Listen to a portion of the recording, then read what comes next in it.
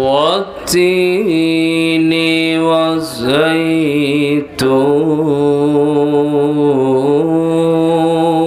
والزيتون وطور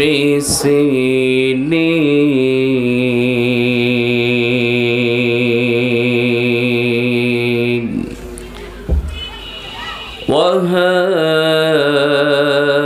البلد الأمين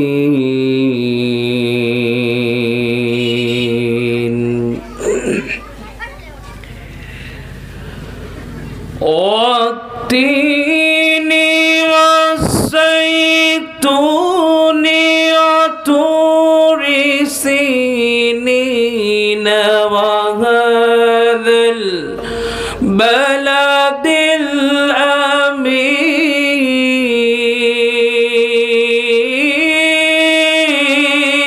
الأمين لقد خلقنا الإنسان في أحسن تقويم ثم رددناه أسفل سافلين إلا الذين آمنوا وعملوا الصالحات فلهم أجر غير ممنون فما يكذبك بعد بالدين أليس الله بأحكم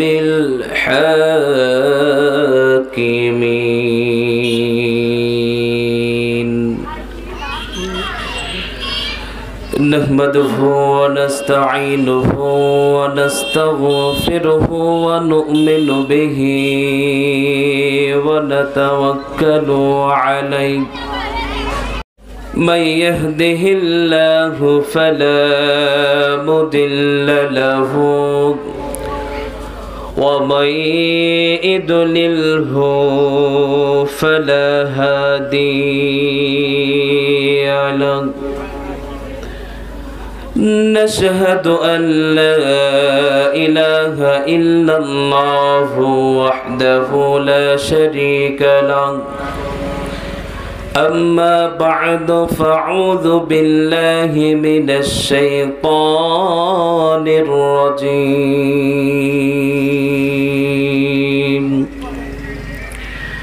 بسم الله الرحمن الرحيم حسب الناس أن يتركوا أن يقولوا آمنا وهم لا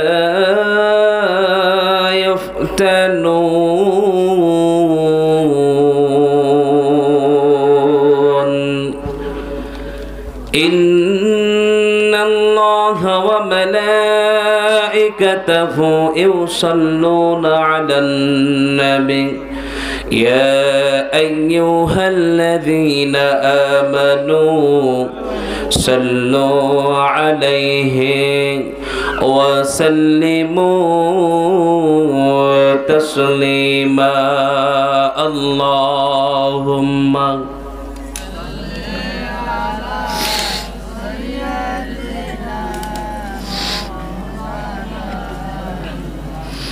وعلى آل سيدنا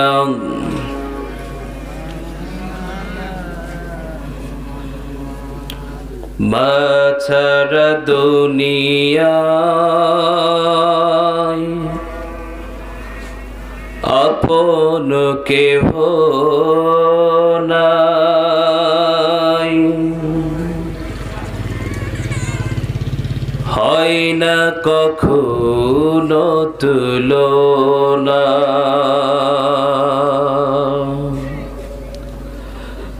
মা ছাড়া দুনিয়ায় আপন কেহ আর হয় না কখনো, হয় না। সীমাহীন যাতনায় বুক ভরা বেদনায়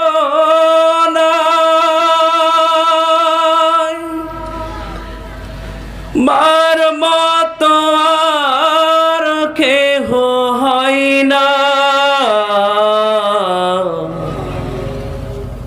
মার মতো আর কেহ হয় না। দুঃখ সুখের অনুভূতিগুলো স্বার্থের রঙে বদলায় প্রতিদিন। মায়ের ভালোবাসা স্নেহ মমতার ভাষা বদলায় না তো কোনদিন। নিয়তির টানে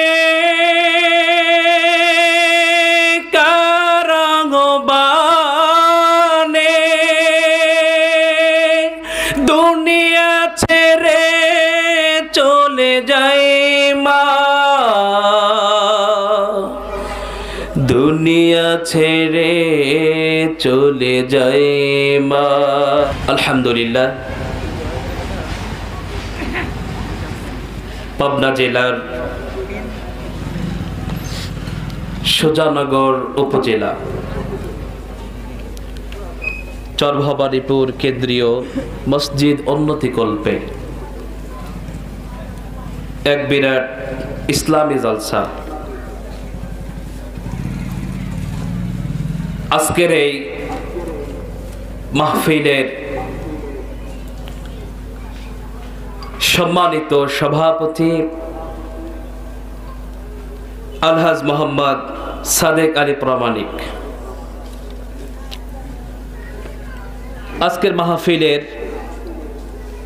প্রধান বক্তা, সারা বাংলা আলোড়ন সৃষ্টিকারী বক্তা, বলিষ্ঠ কণ্ঠস্বর, সুদূর কুষ্টিয়া হইতে আগত আমার উস্তাদ সমতুল্য পীরজাদা হযরত মাওলানা মোহাম্মদ রেজাউল ইসলাম হাশেমি সাহেব, আজকের মাহফিলের দ্বিতীয় আলোচক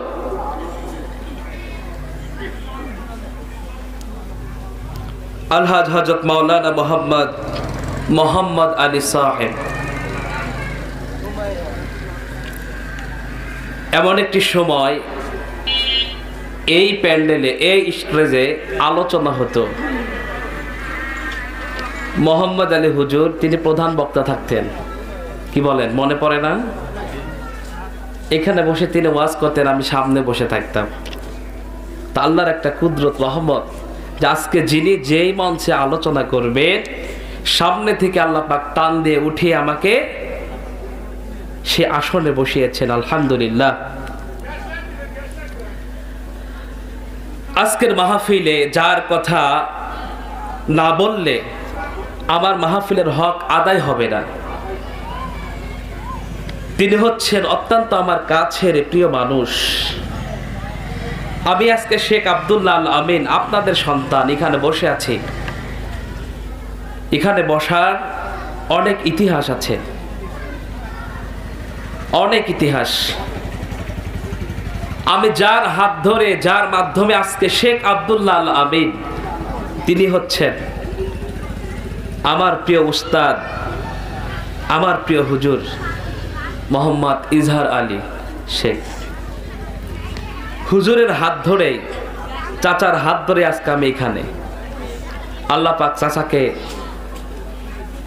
কবুল করুক, সকলে পড়ছি আমিন।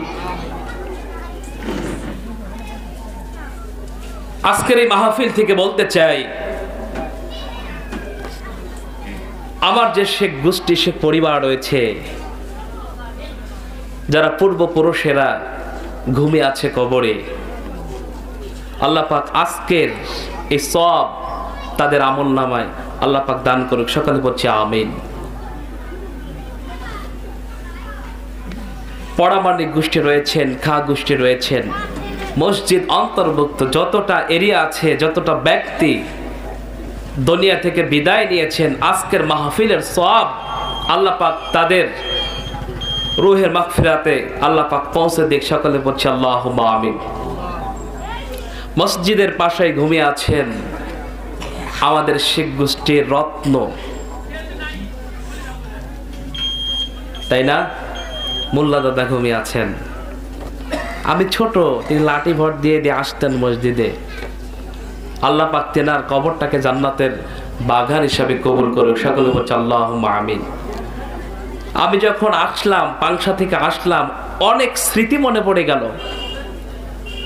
এই মসজিদে আমি যখন আজান দিতাম, অনেকেই আমার আবুল দাদার কথা বারবার মনে হচ্ছিল, সাইন সর্দার দাদার কথা বারবার মনে হচ্ছিল,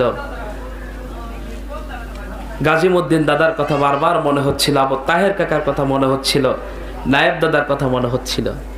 এরা আমাদের শেখ গোষ্ঠীর কর্ণধর ছিলেন। আজকে তারা কোথায়? কবরে চলে গিয়েছেন। আল্লাহ পাক আজকের সব তাদের কবর পর্যন্ত, রূহ পর্যন্ত পৌঁছা দিক, সকলে বলছে আল্লাহুম্মা আমিন।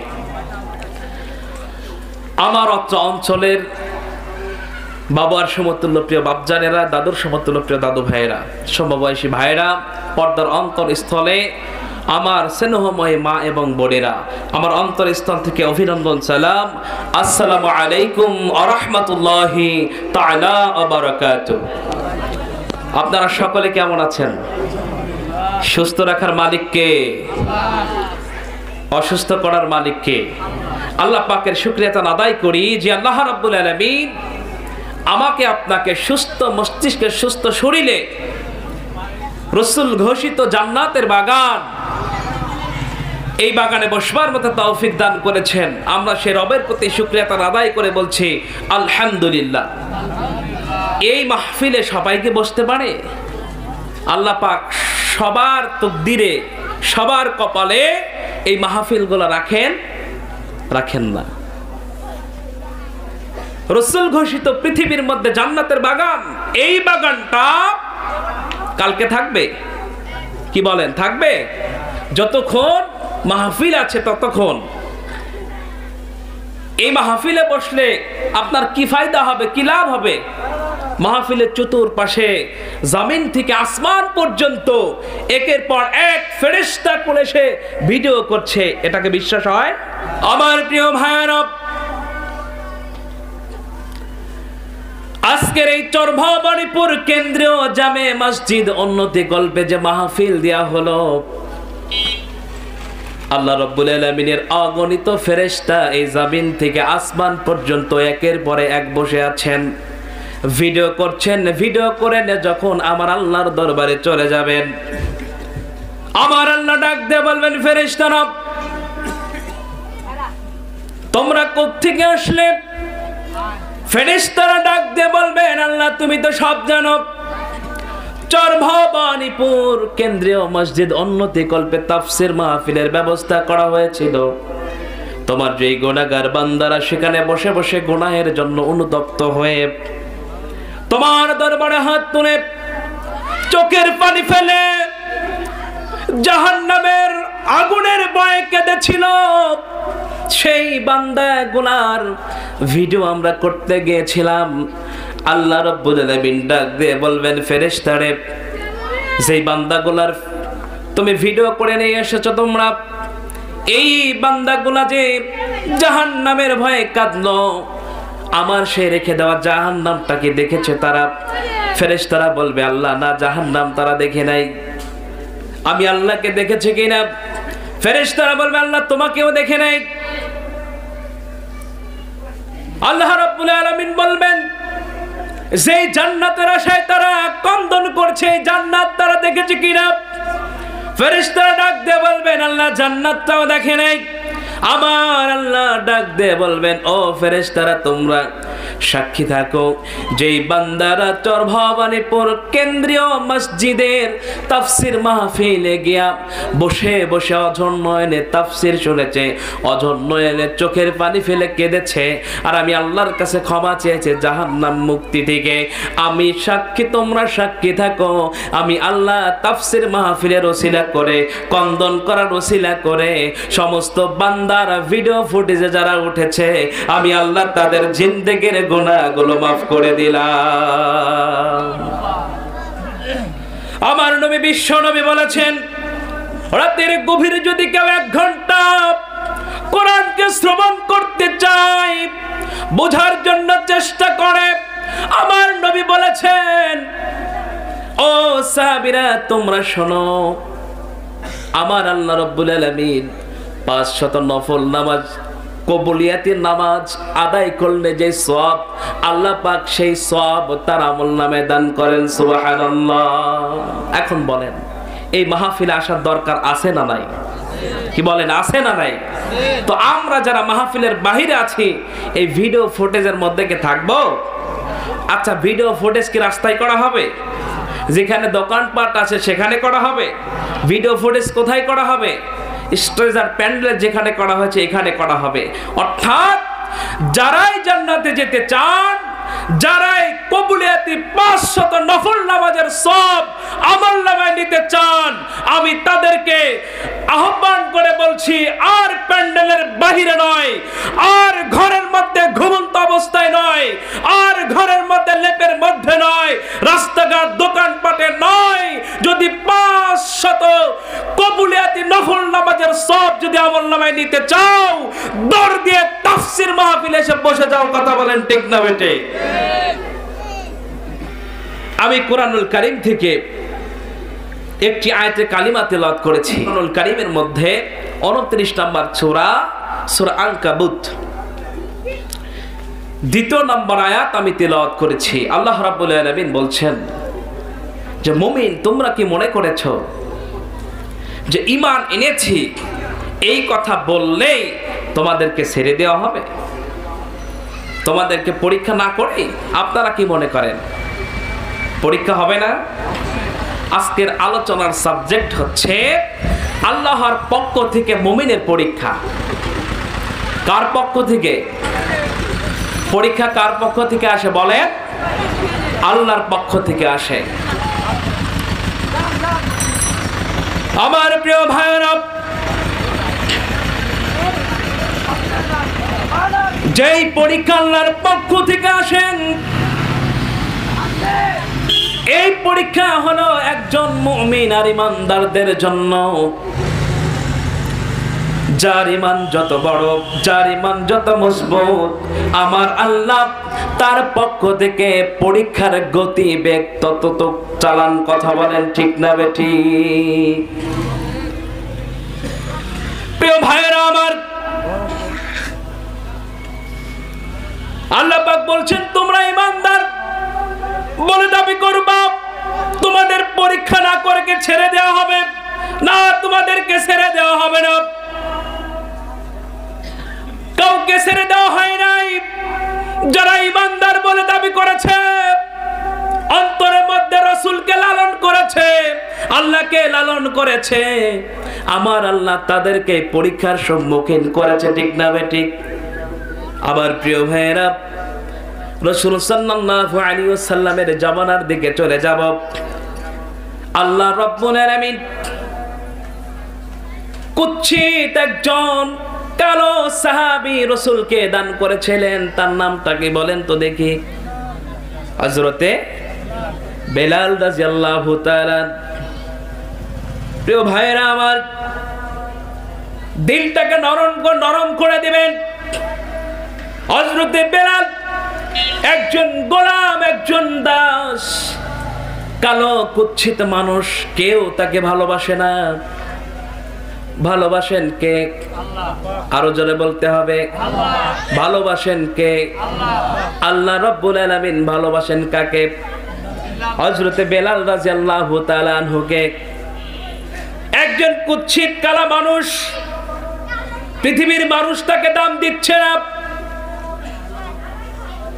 প্রিয় ভাইরা আমার, বেলাল রাদিয়াল্লাহু তাআলা আনহু ইসলাম কবুল করার, গ্রহণ করার আগ মুহূর্তে দেখেন কেমন পরীক্ষা তাকে দিতে হয়েছে।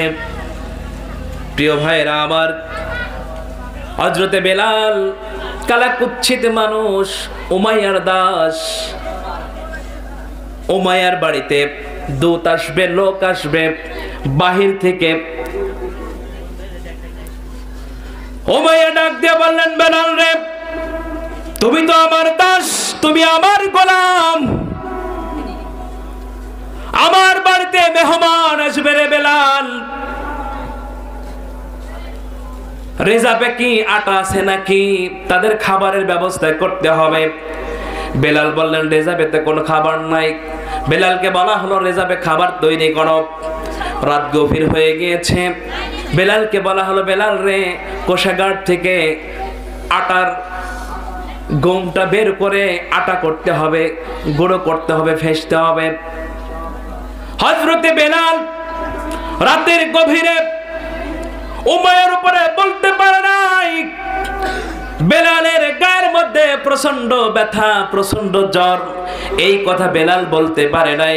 প্রচন্ড ব্যথা, প্রচন্ড জ্বর। বেলাল জিমানি দিয়ে পাশে পড়ে গিয়েছে।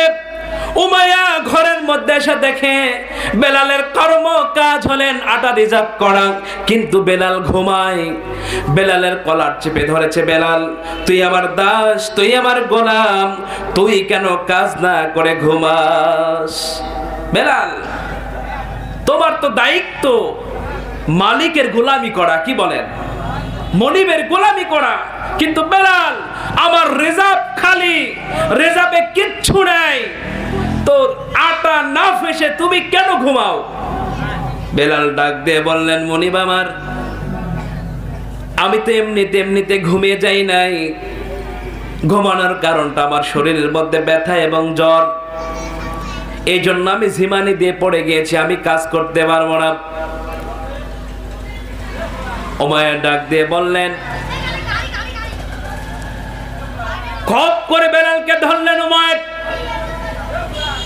ধরার পরে বেলালের মাথার মধ্যে হাত দিয়া চুল উপড়াইতে থাকে, বেলালের মুখের মধ্যে থাপড়াইতে থাকে।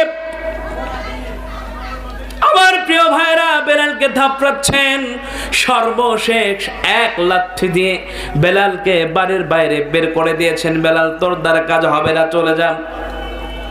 বেলাল মনের কষ্ট নিয়ে, মনের দুঃখ নিয়ে, আমার মনিবকে এত ভালোবাসি, যে কাজ করতে বলে আমি সেই কাজটা করে দেই, কিন্তু আজকে অসুস্থ হবার কারণে কাজ করতে পারি নাই। আমার মনিব আমাকে বের করে দিয়েছে মেরে। বেলাল দুঃখ নিয়ে, কষ্ট নিয়ে রাস্তার মধ্যে বেলাল দাঁড়িয়ে আছেন। রাত গভীর, সকাল হয়ে গিয়েছে, মানুষগুলো রাস্তা দিয়ে হাঁটে। আর বেলালকে দেখে বলে, ও গোলাম, ও দাস, এখানে কেন পড়িয়াছ? মাথা কেন, মাথার মধ্যে উস্কো খুস্কো লাগছে, গায়ের মধ্যে কাপড় কেন ছেঁড়া? বেলাল মনের কষ্ট বলতে থাকে, আমার মনিব আমাকে মেরে বের করে দিয়েছে। বেলাল মনের কষ্টে কাঁদতে থাকে। সকলে বেলালের কথাগুলো শ্রবণ করে। বেলালকে সান্ত্বনা দেবার মতো একজন ব্যক্তি পাশে থাকে না। একটা দিন অতিবাহিত হয়ে গেল, দুইটা দিন চলে গেল, তিনটা দিন চলে গেল। ওই রাস্তার পাশ দিয়ে আমার নবী হেঁটে হেঁটে আসছেন। হঠাৎ করে বেলালের দিকে চোখ পড়ে গিয়েছে। আমার নবী দেখে, আহারে, আমার নবীর সঙ্গে বেলালের এখনো পরিচয় হই নাই। বেলাল নবীকে চেনে না, নবী বেলালকে চেনে না। আমার নবী সামনে এগিয়ে গেলেন, ডাক দিয়ে বলছেন, গোলাম, তোমার ফেস দেখে মনে হচ্ছে তুমি একজন দাস, তুমি একজন গোলাম, এইভাবে কেন পড়ে আছো? বেলাল বলেন, আমার মনিব উমাইর আমাকে কি করেছে? আমাকে মেরে বের করে দিয়েছে। আমার নবী ডাক দিয়ে বলছেন, তোমার মনিব তোমাকে কেন মেরেছে? রিজার্ভে আটা খামির করতে হবে, পারি নাই, গায়ের মধ্যে প্রচন্ড ব্যথা, জ্বর, এই জন্য আমার মনিব আমাকে বের করে দিয়েছে। একটা দিন নয়, দুইটা দিন নয়, তিনটা দিন না খাওয়া অবস্থায় আমি বেলাল,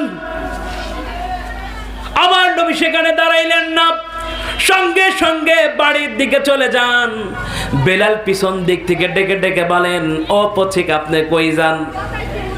আজকে 3টা দিন আমি না খাওয়া অবস্থায়, পেটের মধ্যে ক্ষুধা, কাউকে দেখে শান্তি পাই নাই, আপনাকে যখন দেখেছি আমার 3টা দিনের ক্ষুধা নিবারণ হয়ে গিয়েছে।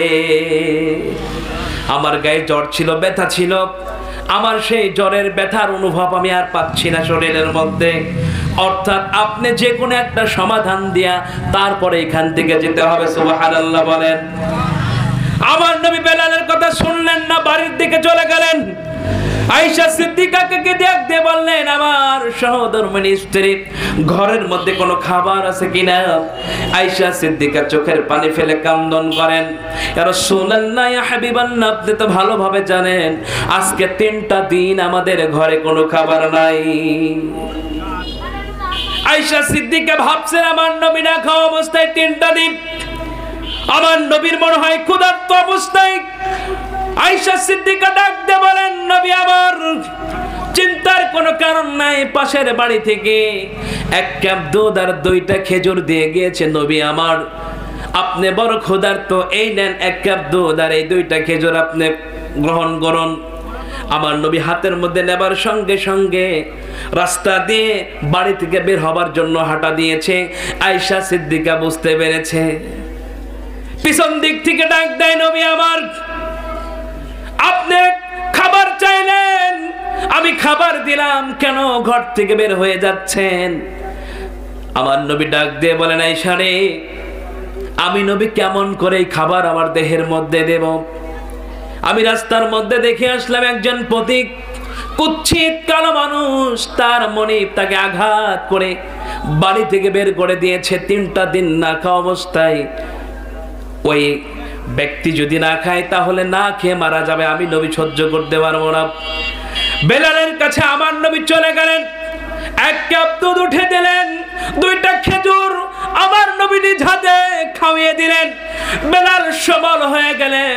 আমার নবী ডাক দিয়ে বলছেন, ও গোলাম, ও দাস, চলো তোমার মনিবের বাড়ি চলে যাই।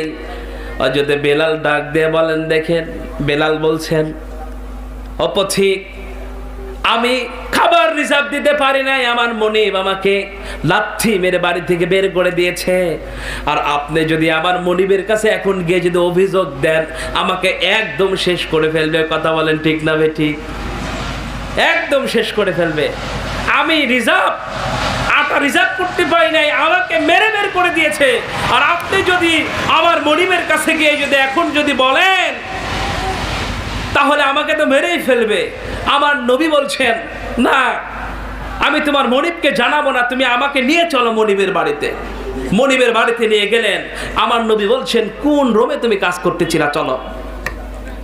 নবী আমার ঘরের মধ্যে প্রবেশ করলেন। নবীর গায়ের মধ্যে চাদর ছিল, চাদরটা বেলালের গায়ের মধ্যে দিয়ে দিলেন। ও দাস, গোলাম, তোমার গায়ের মধ্যে ব্যথার জ্বর, তুমি কাজ করতে পারবা না, ঘুমাও। বেলাল শুয়ে পড়লেন।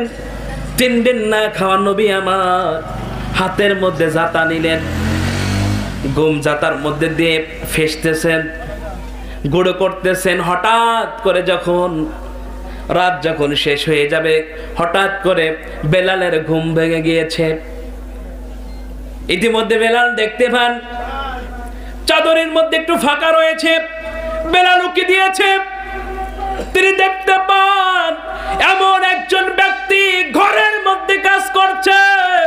এটা অন্ধকার ঘর ছিল, এখন বেলাল ঘুম থেকে উঠে দেখে এটা অন্ধকার ঘর না, এমন আলো এই ঘরের মধ্যে ঝলঝল ঝলঝল করতেছে। পৃথিবীর মধ্যে বেলাল আর এরকম আলো কোথাও দেখে নাই। সুবহানাল্লাহ। রাহমাতাল লিল আলামিন নবী কোরআনে প্রমাণ,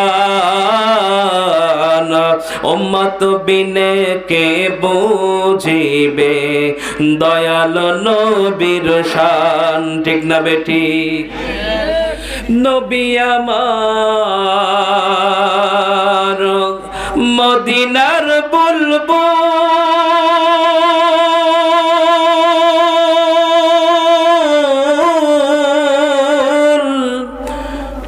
আমার আল্লাহ ভালোবেসে নামটি দিলেন হাবিবে রাসূল। আমার বাবা নবী আমার মদিনার বুলবুল,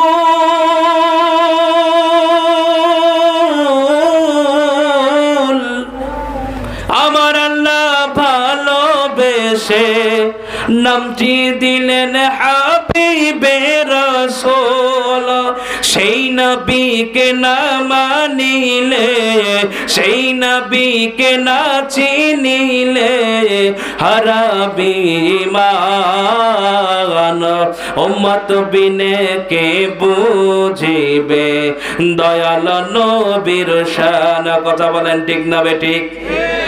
আমার প্রিয় ভাইরা, আমার নবী শ্রেষ্ঠ নবী, আমার নেতা শ্রেষ্ঠ নেতা। এই নেতার উপরে আর কোন নেতা আসেনি? কথা বলতে হবে।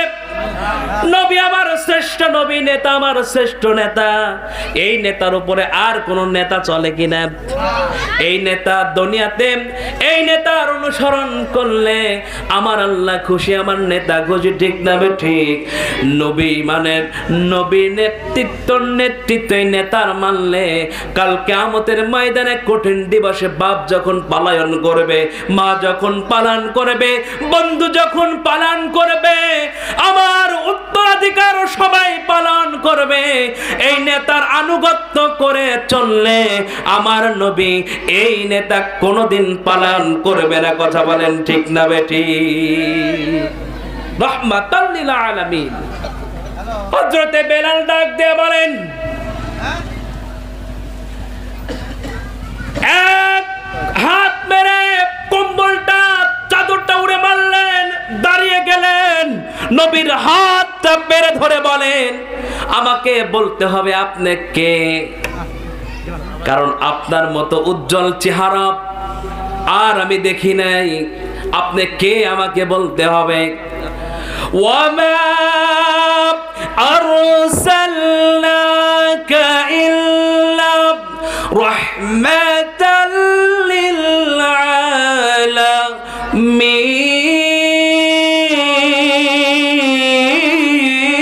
আলামিন। আমার নবী ডাক দিয়ে বলছেন, হে গোলাম, হে দাস, আমার পরিচয়টুকু যেহেতু নিতে চাচ্ছ, আমি আর কেউ নয়, রাহমাতাল লিল আলামিন মুহাম্মদ সাল্লাল্লাহু আলাইহি ওয়াসাল্লাম। হযরতে বেলাল পায়ে পড়ে গেলেন। আমার নবী তুলে কোথায় নিলেন? বুকে নিলেন। আমার নবী কোথায় নিলেন? বুকে নিলেন। বেলাল চোখের পানি দরদর করে ছেড়ে দিয়েছে। আমার গায়ের মধ্যে ময়লা, আমার চুল উস্কো খুস্কো, আমাকে কেউ মূল্যায়ন করে না, আমাকে কেউ ভালোবাসে না, সবাই দাস বলে, গোলাম বলে, ঠিক মতো খাবার দিতে চায় না, পোশাক দিতে চায় না, কেউ মূল্যায়ন করে না। আপনি শেষ নবী, শ্রেষ্ঠ নবী, আপনাকে না তৈরি করলে পৃথিবী হতো না।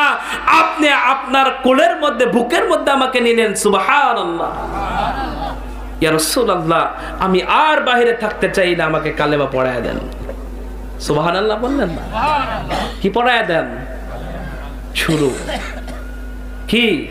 কালেমা কি? আল্লাহর পক্ষ থেকে কাদের উপর পরীক্ষা আসবে? কথা বলেন। কালেমা যারা পড়েছে, কালেমার অর্থ যেটা আসে সেই মাপিক যারা জীবন গঠন করেছেন। ঠিক না বেটি? এইবার আসেন, হযরতে বেলাল ইসলাম কবুল করে ফেললেন।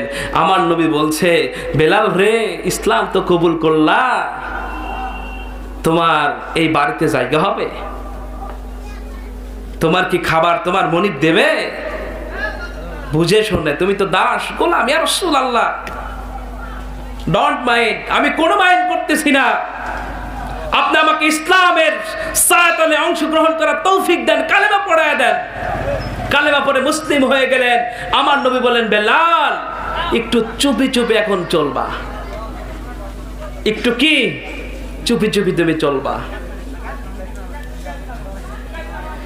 আমার প্রিয় ভাইরা,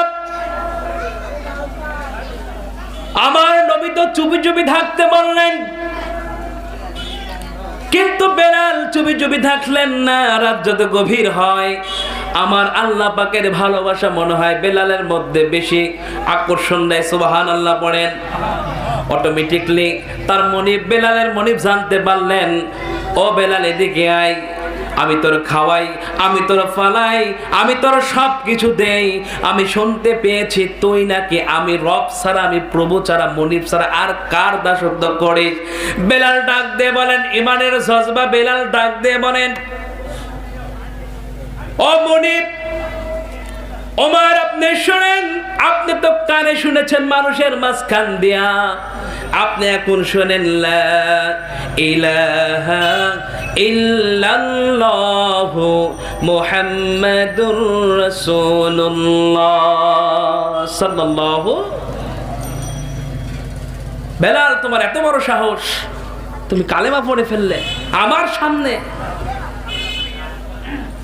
প্রিয় ভাইরা আমার, বেলাল কালেমা পড়লেন, মনিব কলারটা চেপে ধরে বললেন, কই আমার সৈন্যরা, তোমরা এদিকে আসো। বেলাল তো ঝামেলা পাকায় ফেলছে। আমার মনিব, আমার দাস আমার সঙ্গে যদি সলতা চুরি করে, বেলালকে এত বেতন দিলাম, বেলালকে এত খাবার দিলাম, বেলালকে এত পোশাক দিলাম, আজ দেখি বেলাল আমার উপরে আগুন জ্বালে। কি বলেন? এত খাবার দিলাম, এত প্রটোকল দিলাম বেলালকে, আজ ওই আমার বিরুদ্ধে আঙ্গুল তুলে দাঁড়িয়েছে। ওর এত বড় কলিজা সাহস। আমার প্রিয় ভাইয়েরা, বেলালের উপর টর্চারিং শুরু হয়ে গেল। শরীরের উপর থেকে, শরীরের মাঝখান থেকে বেলাল রাদিয়াল্লাহু তাআলা জামা খুলে নেওয়া হলো। হযরতে বেলাল জামা খোলার পরে বেতের আঘাত করা হলো। আর বলা হয়, বেলাল রে, কালেমা ছাড়বি কিনা বল। বেলাল বলে, জীবন চলে যাবে। যে আহাদ শব্দ মুখের মধ্যে উচ্চারণ করেছি, এই আহাদ শব্দ আমি ছাড়ব না। সুবহানাল্লাহ। আমার প্রিয় ভাইয়েরা, বেলালকে এবার বলা হলো, বেলালকে নিয়ে যাও, উত্তপ্ত গরম বালুর মধ্যে নিয়ে যাও, উপর করে শোয়ানো হলো বেলালকে। প্রিয় ভাইরা, আমার উপর করে শোয়ানো হলো কালেমা পড়ার কারণে, ইসলাম সঠিকভাবে বোঝার কারণে, ইসলাম সঠিকভাবে মানার কারণে বেলালকে উপর করে শোয়ানো হলো, পাথর উপরে চাপিয়ে দেওয়া হলো, আর খাবারগুলো সামনে রাখা হলো। লোভ দেখানো হলো। কি দেখানো হলো? লোভ দেখানো হলো। খাবার, অর্থ, স্বর্ণ, মুদ্রা যা আছে সামনে রাখা হয়। বেলাল, ওইগুলা নিবি না কালেমা ছাড়বি? বেলাল বলে, ওইগুলা তো নেব না। শাস্তি দিচ্ছ, তোর কাছে মাথাও নত করব না। আমাকে ফাঁসি দাও, আমাকে রিমান্ডে দাও, শরীরগুলো টুকরো টুকরো করে কেটে ফেলো, তবু আমি বেলাল যেই কালেমার মিশন আমার অন্তরের মধ্যে লালন করেছি, ধারণ করেছি, এই কালেমার সুঘ্রাণ, এই ইমানের জজবা আমার অন্তর থেকে ছেড়ে দেব না। কথা বলেন ঠিক না বেটি? বেলালকে, প্রিয় ভাইরা আমার, বেলালকে টর্চারিং করা শুরু হলো। আমার প্রিয় ভাইরা দেখেন, আপনি নিজে কোরআন মানবেন, কোনো সমস্যা নাই, আপনি কোরআন পড়বেন, কোনো সমস্যা নাই। আপনার ভাইকে যখন কোরআন মানাতে যাবেন, যত ঝামেলা তখন। কথা বলে না? যত ঝামেলা তখন, যখন বুঝাইতে যাবেন। কেন বুঝাইতে, কেন এত ঝামেলা কেন? আপনি নিজে আমল করেন, কোনো বাধা নাই, কোনো ঝামেলা নাই। যখন দেখবে আপনার বুঝের কারণে অন্ধকার রাস্তাগুলো ছেড়ে ছেড়ে, অন্ধকার দলগুলো ছেড়ে, অন্ধকার মতগুলো ছেড়ে কোরআনের ছায়াতলে যখন মানুষগুলো অংশগ্রহণ করছে, এই বক্তৃতা বা এই কথা, এই আলোচনা ওকে আর, আমার প্রিয় ভাইয়েরা, এই আমলের আপনাকে করতে দেওয়া হবে না। যে আমলের মাধ্যম দিয়ে মানুষগুলো পরিবর্তন হয়। আপনি নিজে আমল করেন, নবীকে বলা হলো আপনি নিজে নামাজ পড়েন, আপনি নিজে হজ করেন, আপনি নিজে যাকাত দেন, আপনি সব করেন, সব করেন, দাওয়াতি মিশনটা ছেড়ে দেন। আল্লাহ পাক সর্বশেষ আয়াত নাজিল করলেন, লাকুম দীনুকুম ওয়ালিয়া দীন, তোমারটা তোমাদের আর আমি নবীরটা আমাদের। যতই বাড়াবাড়ি করো, টাকার বান্ডিল যতই সামনে দাও, নারীর প্লবন যতই দেখাও না কেন, কাজ হবে না। লালসার কাছে কভু হয় না সে পরাজয়, জীবন বিলিয়ে সে তো জান্নাত করে ক্রয়। লালসার কাছে কভু হয় না সে পরাজয়, জীবন বিলিয়ে সে তো জান্নাত করে ক্রয়। মৃত্যুর পাশাপাশি দাঁড়িয়েও যারা সুখী, এসো আজ তাদের দলে। ভালোবেসে সুপেছে জীবন, তাদের কিসের ভয়, কে করে পরাজয়। শহীদি তামান্নাতে নাচে তার মন। কথা বলেন ঠিক না বেটি? প্রিয় ভাইরা আমার, হযরতে বেলালের উপর টর্চারিং শুরু হয়ে গেল, জুলুম শুরু হয়ে গেল। আমার আল্লাহ রাব্বুল আলামিন কুরআনুল কারীমের আয়াত নাযিল করে দিলেন। একটা আয়াতের মধ্যে আল্লাহ রাব্বুল আলামিন বললেন, ইন্নাল্লাযীনা ফাতানুল মুমিনিনা ওয়াল মুমিনাত সুম্মা লাম ইয়াতুবু ফালাহুম আযাবু জাহান্নাম ওয়া লাহুম আযাবুল হারিক। আল্লাহ রাব্বুল আলামিন সূরা আল বুরুজ সুন্দরভাবে পড়ে দেখবেন। আল্লাহ পাক বলছেন, যারা বিশ্বাসী ঈমানদার নর এবং নারীর উপর জুলুম করলো, নির্যাতন করলো, তারপরে ক্ষমা চাইলো না, মাপ চাইলো না আল্লাহর কাছে, যার কাছে অন্যায় করলো, জুলুম করলো, তার কাছেও মাপ চাইলো না, আল্লাহ পাক বলছেন আমি আল্লাহ তাদের জাহান্নামের মধ্যে ফেলে কঠিন শাস্তির ব্যবস্থা করে রেখেছি। জাহান্নামের মধ্যে ফেলে তাদেরকে শাস্তি দেব। নাউজুবিল্লাহ বলেন। যারা ঈমানদারদের উপর কি করেছে? জুলুম করেছে। উমায়ের, মনিব, বেলাল একজন কে? কথা বলেন, বেলাল কে? ঈমানদার। বেলালের উপর টর্চারিং শুরু হয়ে গেল, জুলুম শুরু হয়ে গেল। প্রিয় ভাইয়েরা আমার, আল্লাহ পাক বলছেন, তুমি তোমার প্রতিবেশীর উপর জুলুম করলা, নির্যাতন করলা, মাপ চাইলা না, ক্ষমা চাইলা না, আল্লাহর কাছেও ক্ষমা চাইলা না, মাপ চাইলা না। যারা নর মুমিন এবং নর মুমিন মুসলমান যারা, তাদের উপর টর্চারিং করলা, জুলুম করলা, নির্যাতন করলা। ইন্নাল্লাযীনা ফাতানুল মুমিনিনা, যারা ঈমানদার, নিশ্চয় যারা ঈমানদার, এই ঈমানদারদের প্রতি যারা জুলুম করলা, নির্যাতন করলা, জুলুম করার পরে তো ওদের কাছ থেকে মাপ নিলা না, আমার আল্লাহ তোমাদেরকে জাহান্নামের আগুনের মধ্যে জ্বালাবেন। কথা বলেন ঠিক না বেঠিক? প্রিয় ভাইরা আমার,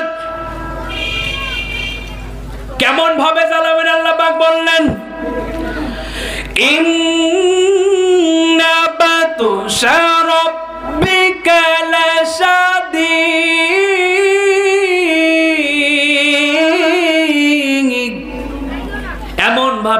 আল্লাহ রব্বুল আলামিন জ্বালাবেন, কারণ সেই রব আল্লাহ রব্বুল আলামিনের শাস্তি অত্যন্ত ভয়ঙ্কর। কথা বলেন ঠিক না বেটি? এমন শাস্তি, এমন যন্ত্রণা তাদেরকে দেবেন যে এই শাস্তির উপরে আর কোনো কি নাই, শাস্তি নাই।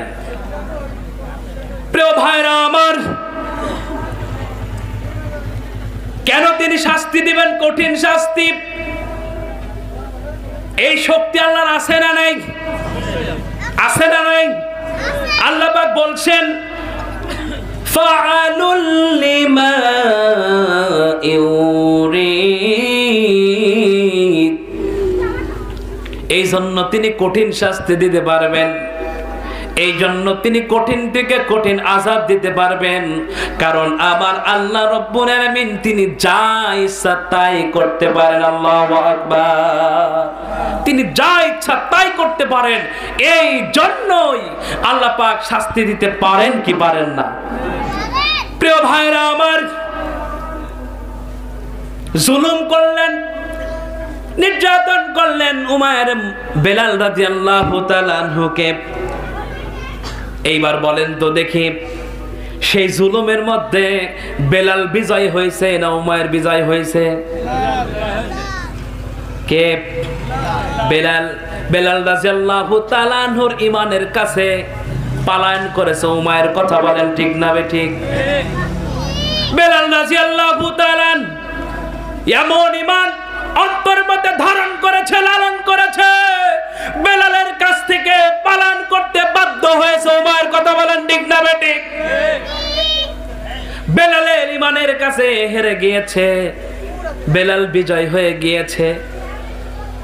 প্রিয় ভাইরা আমার, বেলালকে যখন পাথরের আঘাত দেওয়া হলো, বেলাল ঈমান ছাড়ল না। এইবার উমাইর ডাক দিয়ে বলেন, বেলালকে এরকম আঘাত করলে চলবে না। উটের পিছনে বেলালকে রশি বেঁধে উটটাকে তাড়াইয়া দাও।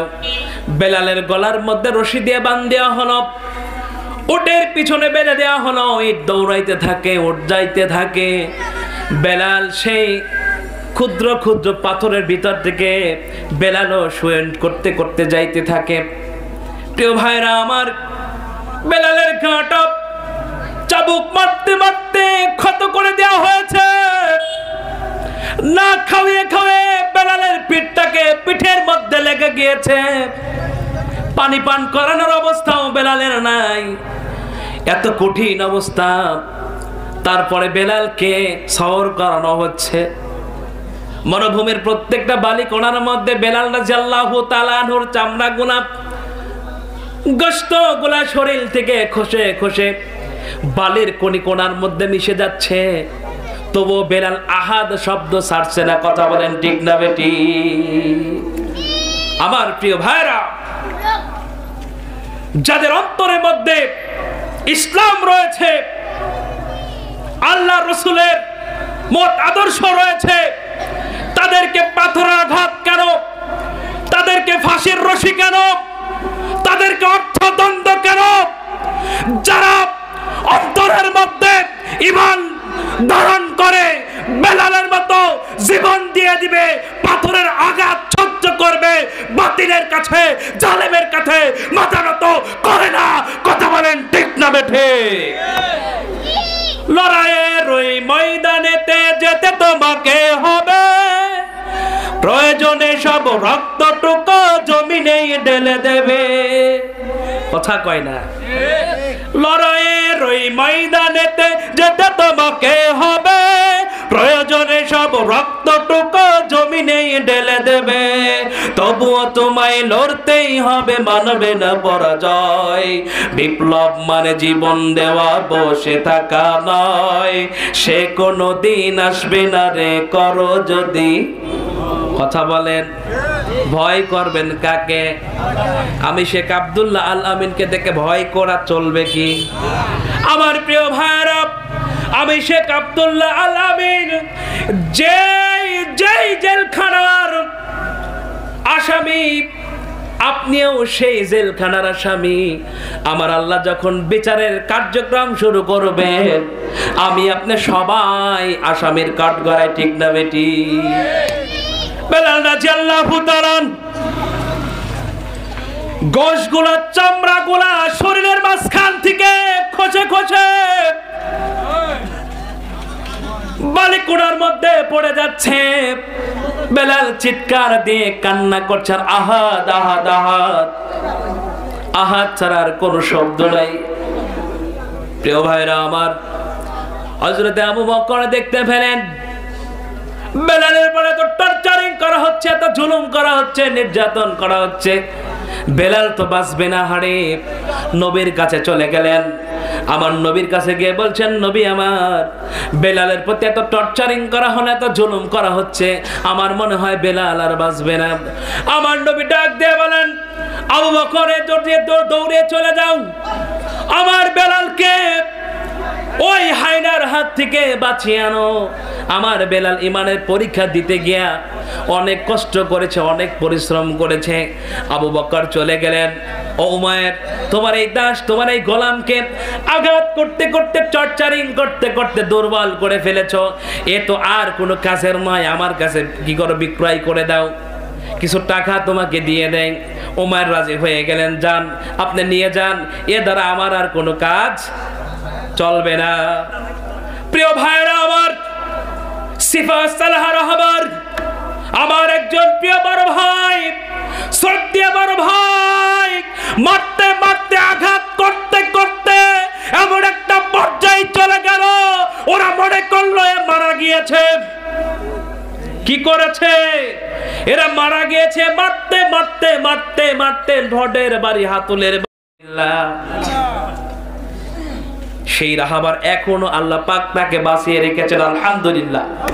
আল্লাহ পাক এই রাহাবারকে যেন, এই রাহাবার যে মিশন নিয়ে সামনের দিকে অগ্রসর হয়েছেন, আল্লাহ পাক যেন তার কুদরতি রহমত দিয়া, বরকত দিয়া যেন এই রাস্তাকে সহজ করে দিয়ে, এই রাস্তা, এই মাকাম যেখানে পৌঁছাইতে চায়, আমার রব যেন এদেরকে সেই মাকাম পর্যন্ত পৌঁছে দেয়। কথা বলেন ঠিক না বেঠি? প্রিয় ভাইরা আমার, বেলালকে বিক্রয় করে দেওয়া হলো। বেলালকে ধরে মসজিদে নববীর সামনে নিয়ে যাওয়া হলো। বেলাল মাটির মধ্যে শুয়ে আছেন। আমার নবী মসজিদের মধ্যে খুতবা দিচ্ছেন, বক্তৃতা দিচ্ছেন সাহাবীদেরকে সামনে নিয়ে। আবু বকর দরজার মধ্যে যেই দাঁড়িয়েছেন, আমার নবী বুঝতে পেরেছেন যে হযরতে আবু বকর আমার বেলালকে নিয়ে এসেছেন। কথা বলেন ঠিক না বেঠিক? বক্তব্য ছেড়ে দিলেন, আমার নবী উঠে দাঁড়ালেন। দাঁড়ানোর পর সাহাবীদেরকে বিলে বিলে আমার নবী যখন সেই নববীর যখন দরজায় গেলেন, দেখা গেল বেলাল ঘুমায়, বেলাল পড়ে আছে জমিনের মধ্যে। আমার নবী বেলালের দিকে যখন তাকায়, চোখের পানি ছেড়ে দেয়। একজন মানুষ এইভাবে তাকে মারে, জমি নিয়ে কোনো বিবাদ নাই, অর্থ নিয়ে কোনো বিবাদ নাই, টাকা পয়সা নিয়ে কোনো বিবাদ নাই, এইভাবে তাকে মারে। আমার নবী শুধু ডাক দিয়েছেন, বেলাল। বেলালের গায়ের মধ্যে কোনো শক্তি নাই, খাবার নাই, অসুস্থ বেলাল। আমার নবী শুধু বলেছে বেলাল। বেলাল এক লাফ দিয়ে দাঁড়িয়ে বলছেন, লাব্বাইক ইয়া রাসূলুল্লাহ, লাব্বাইক ইয়া রাসূলুল্লাহ। নবী আমার, আপনি আমাকে বলেছিলেন ঈমান গ্রহণ করলে রে বেলাল, এই ঈমানের পাহাড়টা কত বড়, ওয়েটটা কত বড়, পরীক্ষা কর, কঠিন, তুমি জানবা। আমি বেলাল কালেমা পড়েছি, আপনার হাতে ঈমান এনেছি। আজকে দেখেন সেই ঈমানের কারণে আমি বেলাল, আমার গায়ের গোশতগুলো খুলে ফেলা হয়েছে, আমার গায়ের মধ্যে বারবার টর্চারিং করা হয়েছে। নবী আমার, তবু এত জুলুম নির্যাতন সহ্য করেছি, আমার নবীকে আমি ছাড়ি নাই, আমার আল্লাহকে আমি ছাড়ি নাই। কথা বলেন ঠিক না বেটি? আমার প্রিয় ভাইরা, আমাদের মাঝে দেখতে পেয়েছেন আজকের মাহফিলের দ্বিতীয় বক্তা যিনি উপস্থিত হয়ে গিয়েছেন। আমি আর সামনের দিকে বেশি আগাবো না, এটা ইতি টেনে আমি শেষ করব যে বেলাল যে ইমানের পরীক্ষা দিয়েছে, এই পরীক্ষা যদি কারোর উপর আসে আমরা পরীক্ষা দিতে রাজি আছি কিনা? রাজি আছি কিনা? ও সুজানগর, আমার মাতৃভূমির লোকেরা, তোমাদেরকে বলে যেতে চাই, এই বাংলার জমিন এখন যে অবস্থার মধ্যে অতিবাহিত করতেছে, এই বাংলার জমিনের মধ্যে, এই ময়দানের মধ্যে আবার উহুদের ময়দান কায়েম হয়ে যেতে পারে, আবার বদরের প্রান্ত চলে আসতে পারে, আবার হুনাইনের প্রান্ত চলে আসতে পারে। এই বাংলার জমিনে যদি আবার বদর কায়েম হয়ে যায়, আবার উহুদ কায়েম হয়ে যায়, কোন কোন মায়ের সন্তান আছো কাপড়ের কাপড় মাথার মধ্যে পেঁচ দিয়া ময়দানে নেবে, বদরের প্রান্তে সাহাবীরা যেভাবে যুদ্ধ করেছে তোমরাও যুদ্ধের জন্য প্রস্তুতি নিয়া জীবন বিপন্ন করে জান্নাত কায়েম করবে। দোয়া তুলে আমার আল্লাহকে দেখাও। নারায়ে তাকবীর, নারায়ে তাকবীর। আল কোরআনের আলো ঘরে ঘরে জানো, আমরা সবাই রাসূল সেনা, ভয় করি না বুলেট বোমা। নারায়ে তাকবীর। আমার প্রিয় ভাইরা, যে কথাগুলো বলতেছিলাম মূল সাবজেক্ট একটাই, আপনি যদি ইমানদার হন আল্লাহর পক্ষ থেকে আপনার উপর কি বলে পরীক্ষা আসবে। আর একটা বিষয় আল্লাহ রাব্বুল আলামিন কোরআনুল কারীমের মধ্যে 16 নম্বর সূরা নাহল 25 নম্বর আয়াতের মধ্যে বলছেন, এই যে যারা যেমন উমায়ের জুলুম করলো, নির্যাতন করলো, টর্চারিং করলো, মাপ চাইলো না, ক্ষমা চাইলো না, তাদের স্থান কোথায়? জাহান্নাম। তাদের স্থান কোথায়? জাহান্নাম। মনে করেন আমি আপনি নেতৃত্ব দিলাম, মানুষকে খারাপ কাজের দিকে ধাবিত করলাম, আল্লাহ পাক এখানে বলছেন যে যারাই যে ব্যক্তিগুলাই মানুষগুলাকে ইসলাম থেকে, আল্লাহর দিন থেকে, আল্লাহর ধর্ম থেকে, আল্লাহর দল থেকে যারা মানুষকে দাওয়াত দিয়ে, কলাকৌশল দেখিয়ে, টাকা দিয়ে, অর্থ দিয়ে, নারী দিয়ে যারা মানুষকে বের করে, যারা ইসলামের ছায়াতল থেকে যারা বের করে এরকম বিভিন্ন প্রলোভন দেখায়া খারাপ কাজের মধ্যে লিপ্ত করে দিয়েছো, আল্লাহ পাক বলছেন যে কাল কঠিন বিভীষিকার ময়দানে তুমি যেই পাপটা করে মৃত্যুর পর আখিরাতের ময়দানে উঠবা, এই পাপের ভারও আল্লাহ পাক তোমার কাঁধে সওয়ার করাবেন। ঠিক না বেঠিক? আবার যাদেরকে ডেকে নিয়ে এসে, যাদেরকে প্রোটোকল দিয়ে, টাকা দিয়ে, অর্থ দিয়ে, লেলিয়ে দিয়ে ইসলামী আন্দোলনের সৈনিকগুলোকে হত্যা করেছো, ইসলামী আন্দোলনের রাহবারগুলোকে জেলের মধ্যে বন্দী করে ফাঁসির কাস্টে ঝুলাইছো, তোমরা মনে রাখো, তোমরা মনে রাখো, তোমরা মনে রাখো, এক ইমানদার জীবন দিয়েছে যখনই হাজার হাজার ইমানদার এই জমিনের মধ্যে পয়দা হয়েছে। কথা বলেন ঠিক না বেটে? সঙ্গে সঙ্গে কায়েম হয়ে গিয়েছে, সঙ্গে সঙ্গে। কয়জনকে মারবা? আমি কয়জনকে গুলি করব, কয়জনকে হত্যা করব? একজনকে মেরেছি, দুইজনকে মেরেছি, তিনজনকে মেরেছি, 100 জনকে মেরেছি, পাশে থেকে 1000 জন দাঁড়িয়ে আছে। ঠিক না বেটি?